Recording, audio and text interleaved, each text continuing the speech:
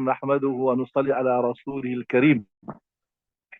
So in our last meeting, we discussed what are the fara'is of ghusl.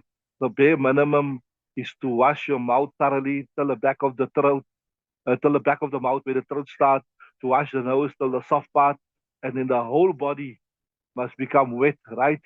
Those were the fara'is. Then we discussed the sunnah to wash your hands, to make istinja, right? And then to make wudu, and then to pour water on your whole body. And then also if the place where you are making ghusl is a place where the water gather, then to move away from that water and then wash your feet because you haven't washed your feet as yet. And if you in a place where the water doesn't gather, like how we have, uh, showers, the water drains away on its own, etc. Then you don't have to move. You can wash your feet, finish in the wudu, right? So now, interesting. Today we're going to start about one is those things that make ghusl wajib. When does ghusl become wajib upon a person, right? Okay, you can read Bismillah.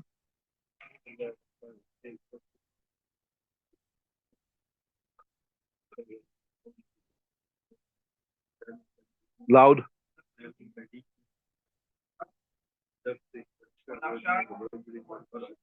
Okay, so you got dafki or dafaqida? Dafki, okay. It's written there, but it's sakin, right?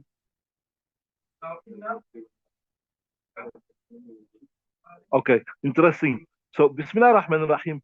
Ma'ani here means, normally ma'ani means like meaning, but in this context here, ma'ani refers to the reasons. So, wal ma'ani al mujibatu, that is like the mubtada, ne? So the things, an awjaba yujibu mujibu, the things that make ghusl faraz, lil ghusli for ghusl, inzalul maniki is the coming out of sperm, right? So when sperm comes out of a body of a person, right? Now normally there's a lot of liquids that comes out. There'll be a bit more detail as we go through the subject, but just to understand, there's three type of liquids that come out from the front organ of a male. One is what we term as precoital fluid. That is when a person is excited, and that is normally clear. It's sticky. It doesn't have a bad smell, right? And then there's another one that's called muzzy. Then the other one is muddy, wadi. Wadi is that normally when a person have an illness, when you pick up heavy things. But money, just before we carry on to understand, money is that which is more or less a bit thick. It has a strong smell, bad smell. In the kitab, ra'ihatun karihatun. It has a bad smell. And just to simplify it, it's normally that one where after which a person feels satisfied. If a person is excited and you get the pre-coital fluid, then you don't feel satisfied. Your shahwa is still there. So that is so an easy way to understand. I gave you three things here. It has a bad smell, very strong smell, and also after that you feel satisfied, like your shahwa is finished, right? That's the way to understand what it is, right? Obviously, a married person will understand, but for a person who's not married, there's an easy way to understand that it has a bad smell, strong smell, and after that you feel satisfied, right? So see, I'm gonna take it word by word. The first thing is when there's money, which I told you what it is, inzal money ala wajhi dafaqi. The first thing, it must come out with force. That's the first condition. So, and the second condition was shahwati. It must come out with desire and lust. So, what does this mean here? This means, for example, simple example, if, for example, a person got sickness, right? That money just comes out of his body. People actually have this illness. It comes out in odd times. He was not excited or he was not having a husband-wife relationship, nothing. The money just came out. Then according to this text here, is ghusl wajib? No. Right. And when we come to the next part here, there's another thing I want to show you here, what I'm going to explain you. Then mina rajuli, this when it comes from a man, wal mar'ati, or even from a woman. Just remember this tafaq was shaw, a bit more explanation to come at a later stage, but I will give it to you at that point in time. Right? So if this happens to a man, it's become wajib, and even a woman. Now, in Darasat Tirmizi, that is a Shara of Tirmizi Sharif in Urdu, Mufti Taqi Uthmani says, he mentions in there, he says, although it's very rare for it to happen to a woman, but it can happen to a woman. A woman can have a wet dream. A woman can have a wet dream. A woman, maybe when she's excited without any husband relationship, she can also have inzal, she can climax, and she can also have money that comes out. Are you with me? See there? There is a halatan naumi. That's the next thing. See, I'm explaining each word in detail. Whether it happens when you are asleep, so in your sleep, maybe you are dreaming something, and the result of that, the sperm came out. Well, yaqzati, or even when you are awake, you were thinking about something, or na'udhu billah, you were watching something, or you saw something, and then the sperm came out. And I told you there's the two conditions: came out with force, and you experience desire at that point in time. And whether it's a woman or a man, and I tell you, sometimes people think it can't happen to women, although it's very, very rare with regards to women, but it can happen with a woman. And if it does happen, then ghusl will also be wajib. Are you with me? Interesting. وعند الشافعي خروج المني كيفما كان يوجب الغسل. As Imam Shafi says that the coming out of sperm, right, however it is, it means كيفما كان. It means whether it comes out with any desire or no desire, or if shoot out, it doesn't shoot, doesn't matter. Just so long as, so in other words, he's more strict in this one. As Imam Shafi is,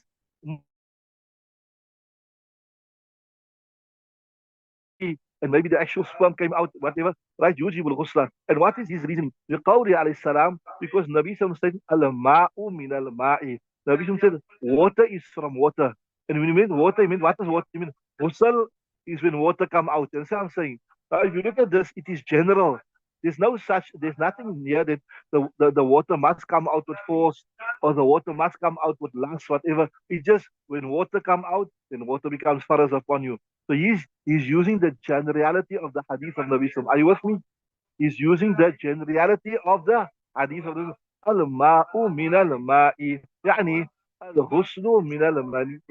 That ghusl becomes wajib from money, irrespective of whether it came out with lust or no lust, right? Or whether it came out with force or out force, or it just dropped out, whatever. That is his proof. Now our proof. ولنا أن الأمر بالتوفيق. Okay, read.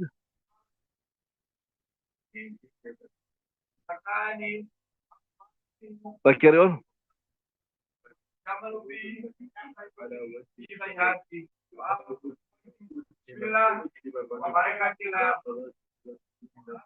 Yeah, this is our reason. This year, we say, Allah Ta'ala says, وَإِن كُنْتُمْ جُنُوبًا فَطَّهَّرُوا. When you are in janabat, فَطَّهَّرُوا, then cleanse yourself thoroughly, right? So, what makes ghusl wajib? When you are in janabat. Now, we know when you are in janabat, you must make ghusl. Now, what is janabat? If you look at the word janabat, you look at it lexically, you studied, janabat normally means when a person has fulfilled his desires, when a person is satisfied. So if the sperm just came out, dropped out without any desire, that means he's not in halatul janabat. And so I'm saying the word janabat, like, we discussed this here, we told you tayammum. What does tayammum means?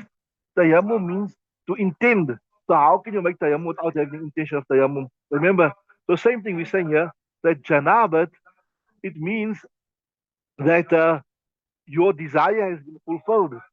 And if something just drops out without desire, that means you are not a junubi.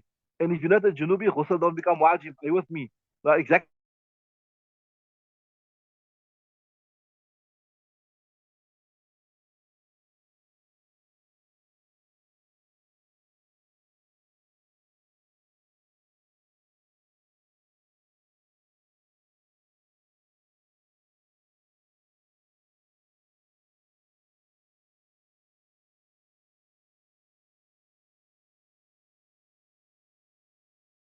The command was cleansing yourself, which is right. يتناول الجنوب تطهير على وجه الشهوة. When it comes out with desire.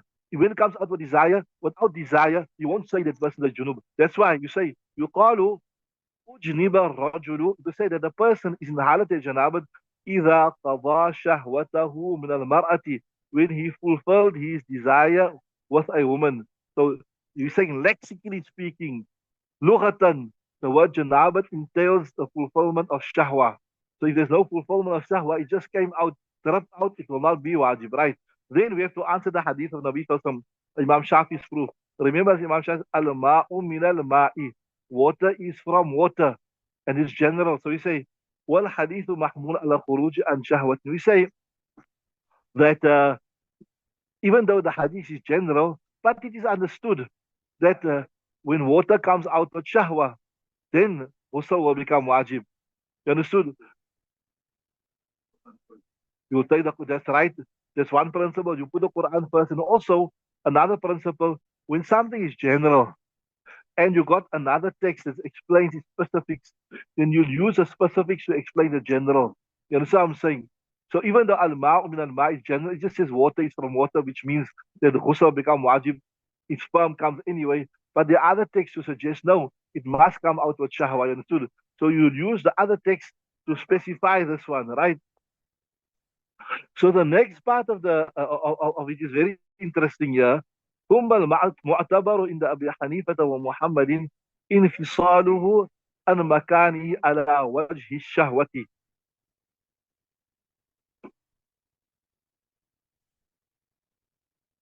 This is a bit of a tricky one here, but inshallah we'll try to explain it as best as we can. See, we try to explain it as best as we can, inshallah, but a tricky one. See, look at when a person has inzal. Inzal means the sperm come out, right? So when the sperm, when a person experiences that ecstasy, right? When a person experiences ecstasy, and when the sperm actually leave the body, there's a small break in between there. Are you with me? The moment you feel you're having that climax, it's not the sperm is not coming out immediately. It comes a little while after that. Are you with me? Are you sure you're with me? Maybe the ladies they won't be able to relate to this so well, but the men will be able to relate to this. But in order to understand this ibarat, you have to explain this. So we have to explain it, unfortunately. So what I'm saying is, when a person experiences izal, that climax or that ecstasy experiences, a little while after the sperm leaves the body. So now I'm not sure from a medical point of view, but from a Islamic point of view, they say that that time when the sperm, when you experience the ecstasy, it's leaving the place where it was, like you say, manufactured. Its place of, although from Islamic point of view, they say the original place where the sperm comes from is from the back. Now I remember always we should think maybe the sperm is manufactured in the testicles, but actually the original place where the sperm comes is from the back. So okay, coming back to this here.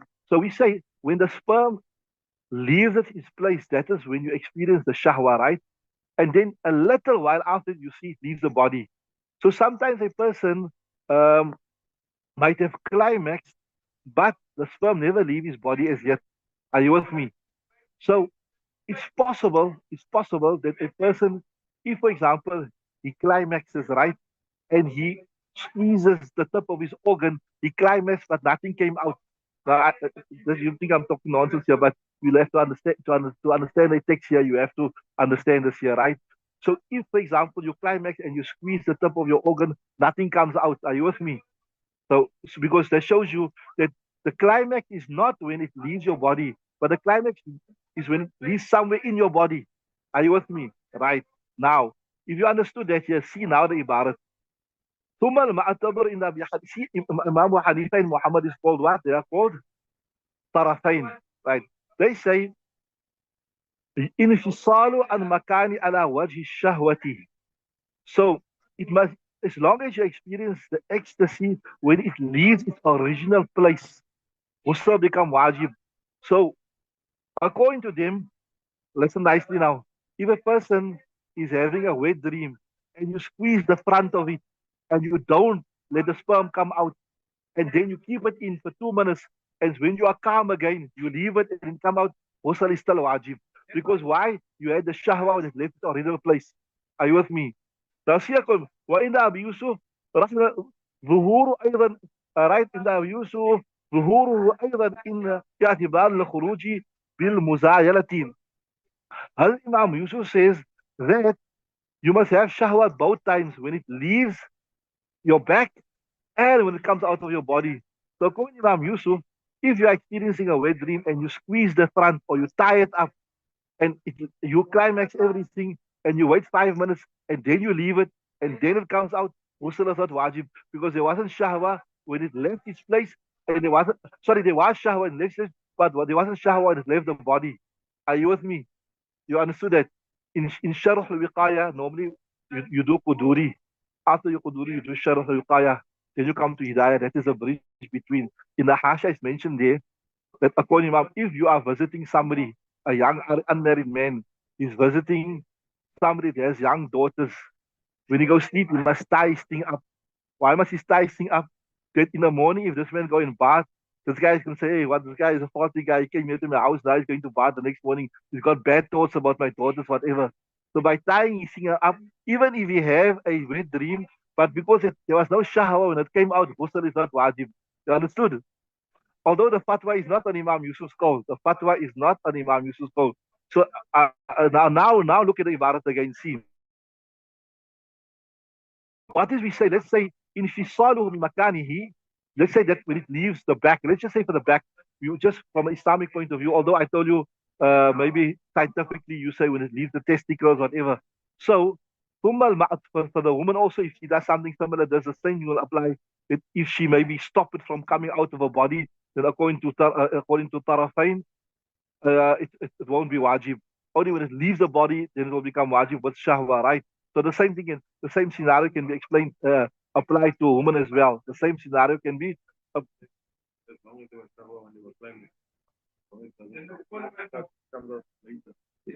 still wajib. Imam Yusuf said that it must come out, it must be shahwa when it comes out. So it means if you stop it from coming out and then it comes out 5 minutes when you are settled, then ghusl is not wajib.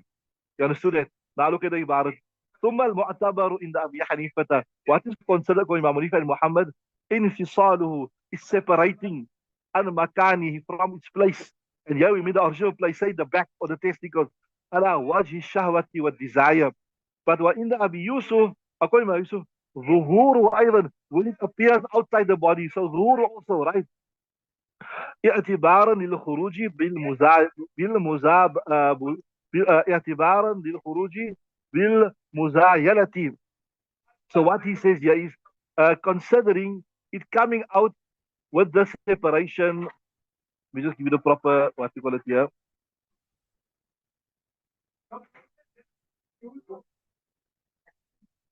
Yeah, he says that ghusl is related to both. Ghusl is not just related to it leaving its place from where. So what he say, what Imam Yusuf is saying that if, for example, a person experiences a climax, right? This is what he's saying, and nothing comes out of his body, nothing comes out. Say whether he's holding it or not, nothing comes out of his body. Will you say ghusl became wajib for person? You say ghusl never become wajib. Yes, when something comes out of his body, then you say ghusl became wajib. They're saying, see, ghusl depends upon it leaving its original place and it leaving the body. So that if ghusl is related to both, so that means there must be shahwat at both times also. Are you with me?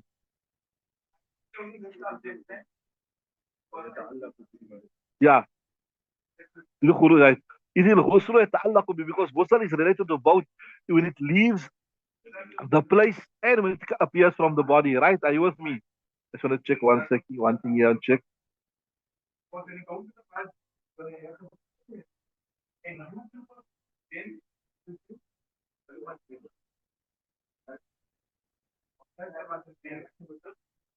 Yeah. So this little khuruj because it's coming out with the separation. So you say until it doesn't come, it makes its appearance, it doesn't leave the body. You won't say it really came out as yet. You with me?